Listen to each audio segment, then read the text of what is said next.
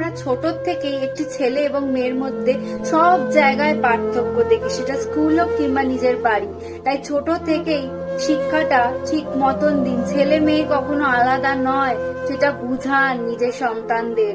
সমাজ প্রথম থেকেই শিখিয়ে আসে তুমি মেয়ে তাই তোমার কোনো গোত্র নেই, তুমি মেয়ে তাই তুমি আস্তে কথা বলবে, তুমি মেয়ে তাই তোমার কোনো শক্তি নেই, তুমি মেয়ে তাই শালীনতার লঙ্ঘন করবে না, শালীন পোশাক পরবে। তবে হ্যাঁ, আমি জানি না এই শালীন পোশাক বা শালীনতাটা ঠিক কতটা বা সংজ্ঞাটা তার কি।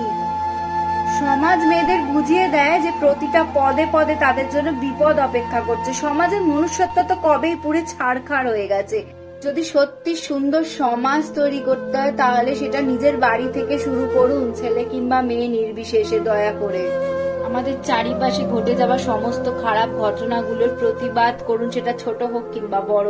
তবেই হয়তো একদিন উদার সমাজ তৈরি হবে, তবেই হয়তো একদিন মেয়েরা স্বাধীনভাবে নির্ভয়ে রাত্রিরে কিংবা দিনে বাড়ির বাইরে একা বেরোতে পারবে।